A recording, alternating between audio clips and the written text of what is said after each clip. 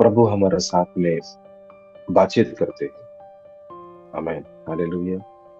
प्रभु हमारे साथ में बातचीत करते हैं, उनका वचनों के द्वारा बातचीत करते हैं, उनका आवाज को दिलाते हैं, वो हमको बुलाते हैं।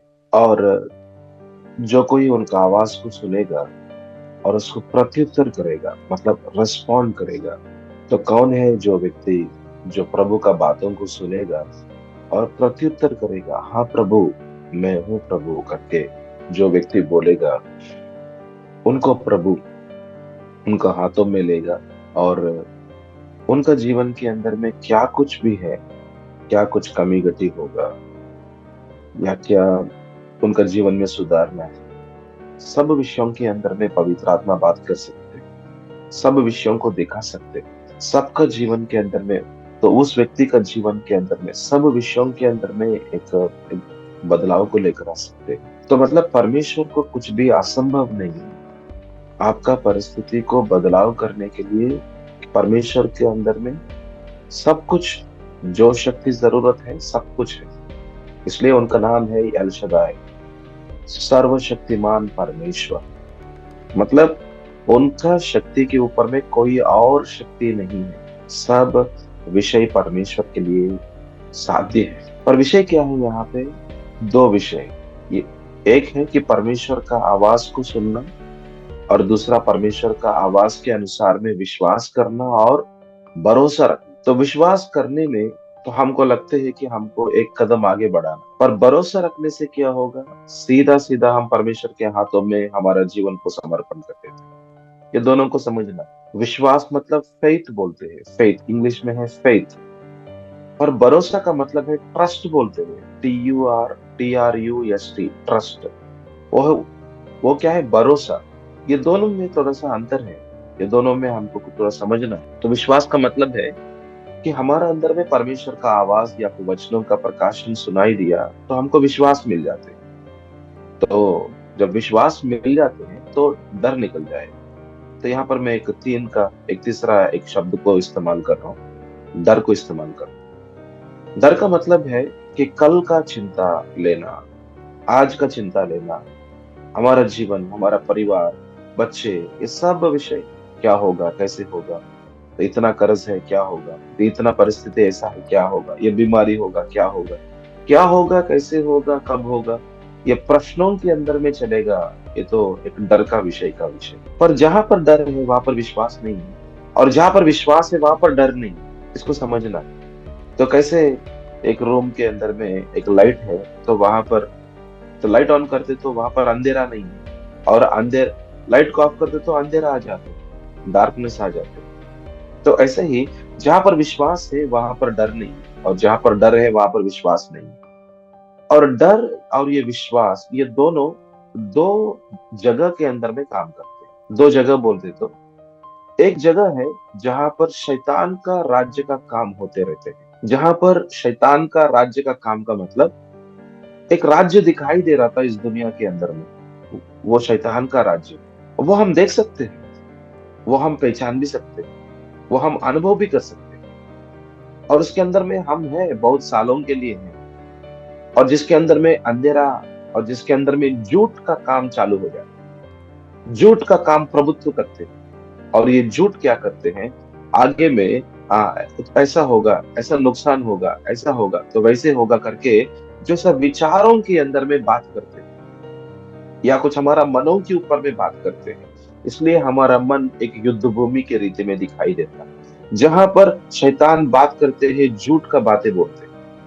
और ये झूठ का बातें, तो हर बातों के अंदर में चित्र रहते हैं। हर बातों के एक एक शब्द के, एक एक बातें के अंदर में एक आवाज रहेगा और एक चित्र भी रहते हैं। एक शब्द के अंदर में आवाज भी रहते हैं, एक शब्द के अंदर में चित्र भी रहते हैं। इसलिए प्रभु का वचन को देखो, एक एक, जब यीशु मसीह बोल रहा था छोटे बच्चों को मेरे पास में लेकर आओ, उनका है प्रभु का राज्य बोलते थे, तो वहां पे छोटे बच्चे हैं, वहां पे चित्र है। एक चित्र बना सकते हैं आप एक एक वचन के द्वारा। तो क्रूस के ऊपर में यीशु मसीह मरा था, इसलिए उसको लेकर बहुत चित्र बना दिया। तो एक एक शब्द के अंदर में आवाज है, मतलब एक एक बातचीत के अंदर में, या एक ऐसा लिखा हुआ वचन के अंदर में एक आवाज है और एक चित्र भी है। तो ऐसे ही शैतान भी क्या करते हैं, उनका आवाज को हमारी मनों के अंदर में बोलकर एक चित्र को लेकर आएगा, एक चित्र को ऐसे पेंटिंग करते हैं। हाँ, ऐसा नुकसान होने वाला है आपका जीवन के अंदर। हाँ, ये तो देखो ऐसा काम होने वाला है आपका जीवन के अंदर। तो वो क्या करेगा, हमको डर के अंदर में लेकर आ सकते हैं। इसलिए बहुत लोग डरते हैं। इसलिए बहुत विश्वासी लोग आज शैतान को देखते तो डरते हैं। तो कहाँ पर देखते हैं, कोई विश्वासी का जीवन के अंदर में दुष्टात्मा का काम दिखाई दे रहा था, लोग डरते हैं। अरे ये क्या हमारा ऊपर में आएगा, ये क्या हमारा अंदर में आ सकते हैं, ये क्या हमारा परिवार के अंदर में आ सकते हैं क्या? इसलिए कोई किसी को आप छूने के लिए बोलो, आप जाके प्रार्थना करो, वो दुष्टात्मा निकल जाएगा। नहीं नहीं, आप प्रार्थना करो। क्यों बोल रहा था वो विश्वासी?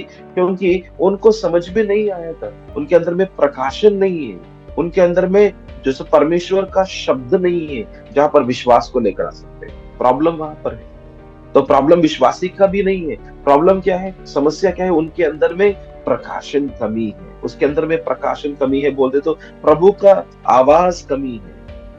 तो इसकी वजह से क्या हो रहा था, वहां पर डर का काम ही चलते रहना था। मतलब यहाँ पर एक प्रिंसिपल, एक सिद्धांत है, ध्यान से सुनना है। सिद्धांत है, क्या है वो? मतलब जब तक परमेश्वर का आवाज नहीं सुनाई देता है, जब तक परमेश्वर का वचन का प्रकाशन नहीं मिलते हैं, तब तक एक सिस्टम काम करते रहते हैं। तब तक एक आ, एक सिस्टम बोलते तो, जैसे इस दुनिया का एक सिस्टम रहते, एक एक सिस्टम बोलते तो आ, अब दुनिया में देखो, एक एक विषय एक एक रीति में चलते हैं, एक रीति रिवाज की रीति में चलते हैं। तो सुबह में एक व्यक्ति उठेगा और सूर्य नमस्कार करेगा और आगे में आएगा और पानी को लेगा, तो कुछ तो करेगा, ये करेगा, वो करेगा। तो सुबह से लेकर शाम तक उनका एक सिस्टम रहते हैं, उनका एक रीति, एक ऐसा जीवन का एक शैली रहते हैं।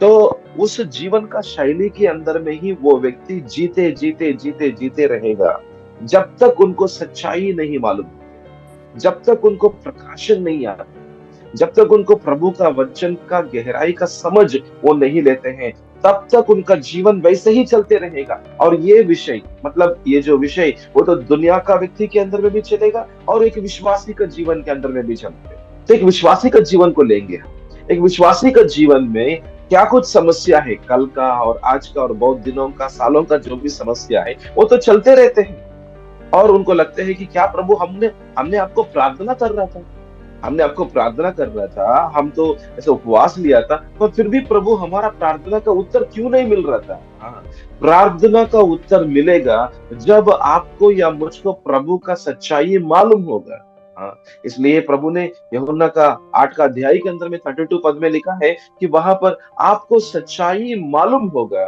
तब आपको स्वतंत्र होगा। तो हम प्रार्थना करते तो स्वतंत्रता नहीं मिलने वाला है, ये हमको समझना है। प्रार्थना हम कितना करते हैं, हम प्रार्थना कितना, हम उपवास करके प्रार्थना करते हैं, उससे हमको स्वतंत्रता नहीं मिलने वाला है, उससे हमको छुटकारा नहीं मिलने वाला है। हमको जब सच्चाई मालूम होगा तब ही हमको स्वतंत्र का काम, मतलब स्वतंत्रता हमारा जीवन में मिलने वाला है। इसलिए प्रभु का वचनों का प्रकाशन पाने से ही हमारा जीवन के अंदर में खुला हुआ स्वर्ग हमारा जीवन में दिखाई देता है। मतलब डर निकल जाएगा।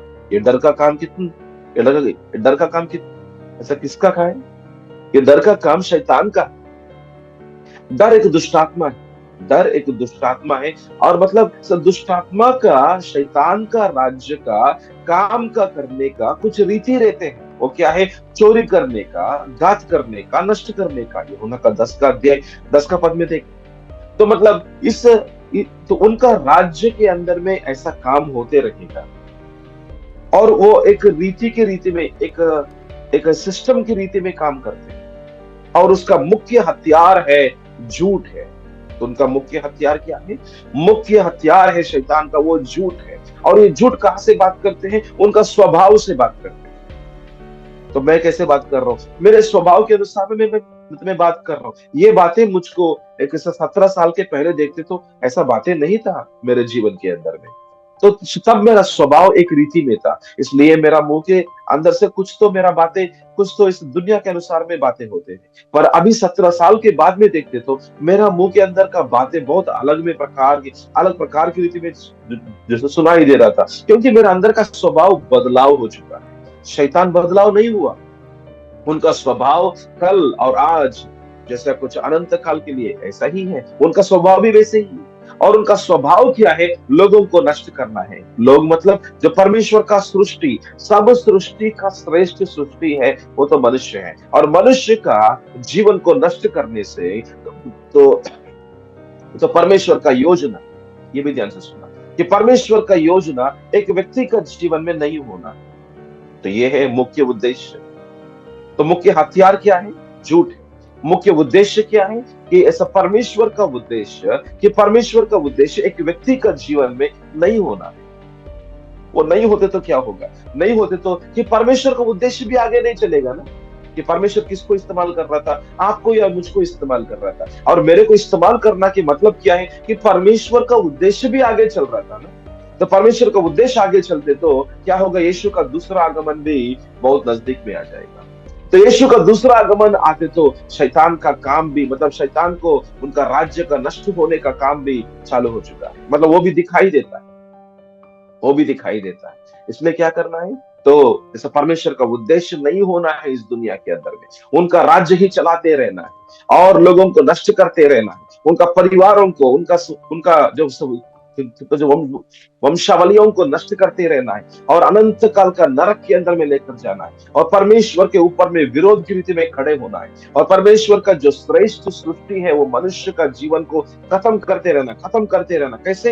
हथियार, वो मुख्य हथियार क्या है? झूठ। झूठ का हथियार से लोगों को बंधन के अंदर में लेकर आके, डर की आत्मा का कामों को इस्तेमाल करके, उनका मन की आंखों के सामने एक अलग प्रकार का चित्र को लेकर आके, एक दूसरा चित्र, झूठ का चित्र को लेकर आके, क्या नहीं हो सकते हैं वो होगा होगा होगा करके दिखाई देने से लोग एक पैरालाइज हो जाएगा। पैरालाइज बोलते तो एक लकवा की रीति में होकर, एक ऐसा कुछ आगे ना चलने की रीति में होकर, बहुत लोग जहां पर है वहां पर ही ऐसा रखने का और रहने का, ऐसा परिस्थिति में रखने से परमेश्वर का काम आगे नहीं बढ़ेगा। परमेश्वर का काम आगे नहीं बढ़ना है एक जगह के अंदर में। परमेश्वर का काम उनका जीवन में, उनका परिवार में आगे नहीं बढ़ने का परिस्थिति के अंदर में लेकर आना, मतलब उनका मुंह के अंदर से एक शब्द को नहीं लेकर आना, उनका मुंह के अंदर से एक ऐसा प्रार्थना को नहीं लेकर आना। इस रीति में एक व्यक्ति को बंधन के अंदर में रखकर वो परिवार को, वो कलीसिया को, वो जगह को, वो शहर को एक ऐसे एक बंधन के अंदर में रखकर आगे ना जाने का परिस्थिति के अंदर में तो ऐसा करना चाहते हैं शैतान का राज्य। और ये भारत राज्य के अंदर में बहुत दिखाई देने वाला है। ये आने वाले दिनों में, अभी भी चालू है पर आने वाले दिनों में बहुत प्रकार की रीति में, बहुत जगहों के अंदर में डर का, दुष्टात्मा का काम इतना लोगों को पैरालाइज कर देते हैं, इतना लोगों को आगे ना जा सकते हैं रीति में, घर में बिठाने का रीति में कर देते हैं कि ऐसा परिस्थिति के अंदर में जाने के पहले, हम उसको सामने करने के पहले हमको तैयार होना है कि विश्वास क्या है और भरोसा क्या है और परमेश्वर का हाथों के अंदर में हमारा जीवन को सौंपने का विषय क्या है और परमेश्वर हमारी आत्मिक जीवन को कैसे उन्नति के अंदर में लेकर आएगा, कैसे हमारा आत्मिक जीवन को जैसा मजबूत की रीति में खड़ा करेगा और एक विश्वास का एक योद्धा की रीति में कैसे खड़ा करेगा। और ऐसा को विश्वास का योद्धा मतलब परमेश्वर का राज्य के अंदर में एक योद्धा की रीति में कैसे खड़ा करेगा और परमेश्वर कैसे हमारा व्यक्तिगत जीवन को, हमारा पारिवारिक जीवन को और कलीसिया का जीवन को, समाज के अंदर का जीवन को और शहर के अंदर में एक बदलाव के अंदर में लेकर आने वाला एक ऐसा एक आत्मिक जीवन को कैसे खड़ा करेगा, उसके बारे में हमको सीखने का जरूरत बहुत है। उसके लिए क्या करना है? परमेश्वर का सच्चाई हमको मालूम होना है। इसलिए एफेसियों का पहला अध्याय का 17 पद में देखते हैं कि पवित्र आत्मा का काम है हमको ज्ञान देना है, हमको और प्रकाशन देना है। हम नया नियम के अंदर में हैं। हम एफेसियों के अंदर में पहला अध्याय का 17 पद को देख रहा था कि हमारे प्रभु यीशु मसीह का परमेश्वर जो महिमा का पिता है, तुम्हें अपनी पहचान में ज्ञान और प्रकाशन की आत्मा दे। आप उस वचन को ध्यान दे सकते हैं। इस वचन के अंदर में ऐसा लिखा हुआ है कि हमारे प्रभु यीशु मसीह का परमेश्वर जो महिमा का पिता है, आमीन, हालेलुया, महिमा का पिता है, तुम्हें अपनी पहचान में ज्ञान और प्रकाशन की आत्मा दे। आमीन, हालेलुया। क्या हमको पवित्र आत्मा नहीं दिया गया? हमको दिया गया ना। तो पवित्र आत्मा हमारे अंदर में है ना?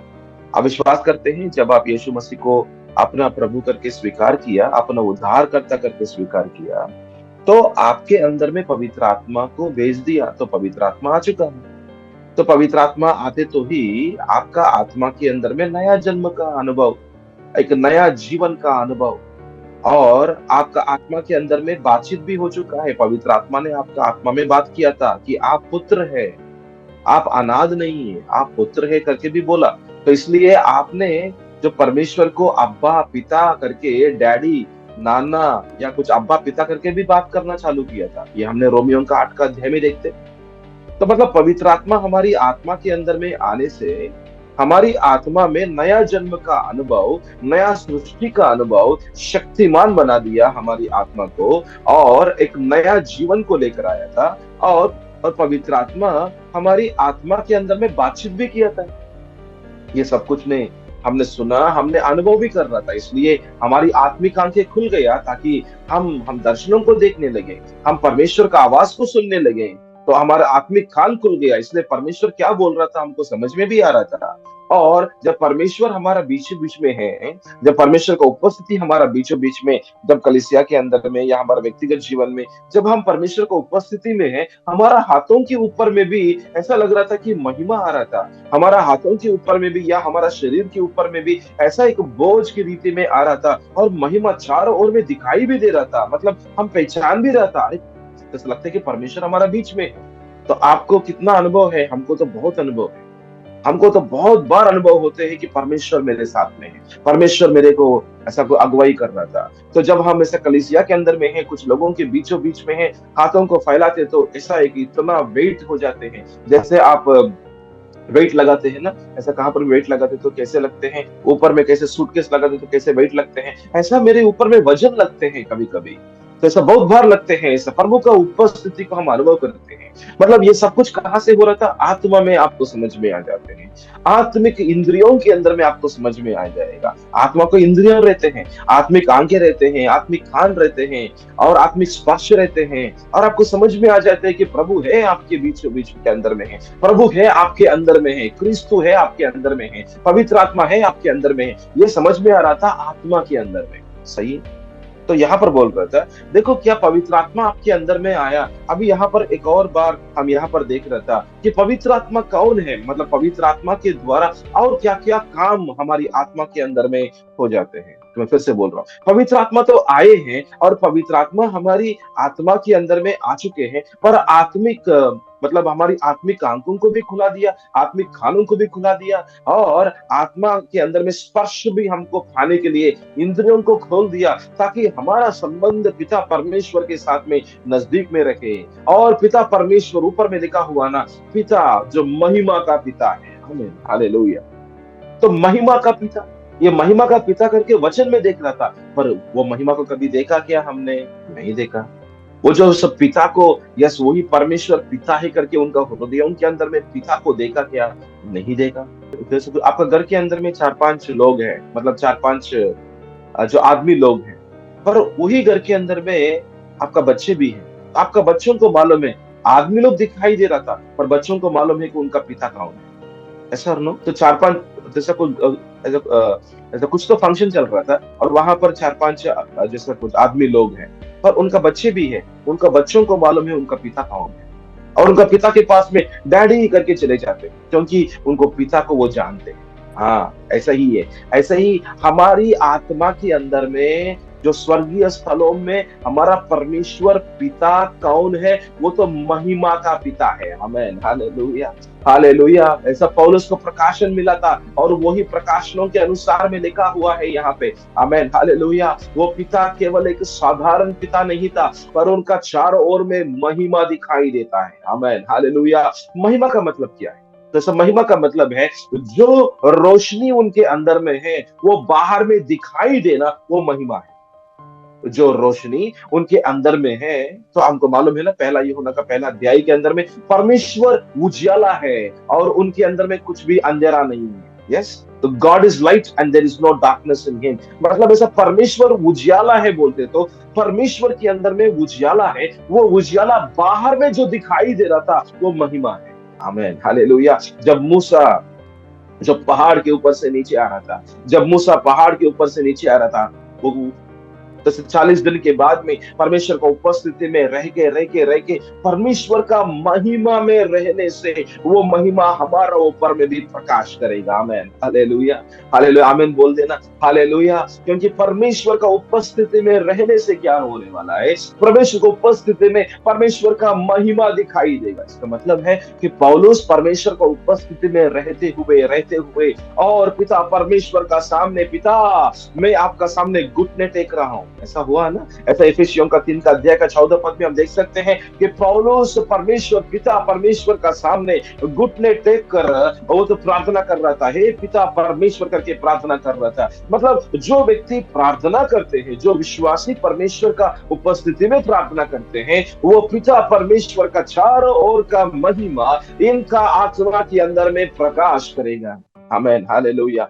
और वो प्रकाश को लेकर आने वाला कौन है? मतलब ऐसा पिता का चारों ओर में जो महिमा दिखाई दे रहा था, वो महिमा का बारे में, वो महिमा के अंदर में धन के वो ऐसा कुछ, उस महिमा के बारे में, उस महिमा के अंदर का प्रकाशन के बारे में, और पिता कौन है, पुत्र कौन है, और उनका महिमा क्या है, उनका कार्य क्या है, और उनका आशीर्वाद क्या है, उनका चंगाई और छुटकारा का काम क्या है, ये सब विषयों को, और वचनों के अंदर का सच्चाई क्या है, ये सब विषयों को, उसको प्रकाशन को लेकर आने वाला वो जो पवित्र आत्मा है।